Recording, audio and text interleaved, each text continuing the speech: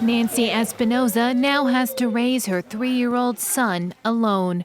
Her husband, just 36, died last month after getting sick with the coronavirus.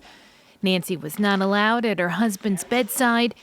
Instead, she watched through a glass window in the intensive care unit as he drew his last breath.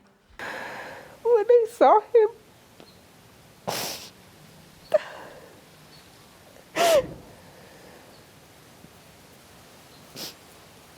it wasn't him anymore.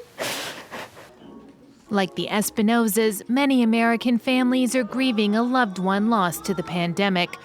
The U.S. has the highest death toll in the world, with 500,000 dead from the virus. To bury 500,000 people, many cities had to dig mass graves, like here in New York. Funeral directors across the country say they've never experienced anything like this. I've always lived with death around me. I've been doing this more than 20 years, but it's something off a bad horror movie. That's how it feels sometimes. It's just something off a horror movie. While Donald Trump repeatedly downplayed the seriousness of the epidemic, new President Joe Biden has made fighting the coronavirus his administration's #1 priority. Every day, 1.7 million vaccinations are carried out, a pace that the government has promised to accelerate.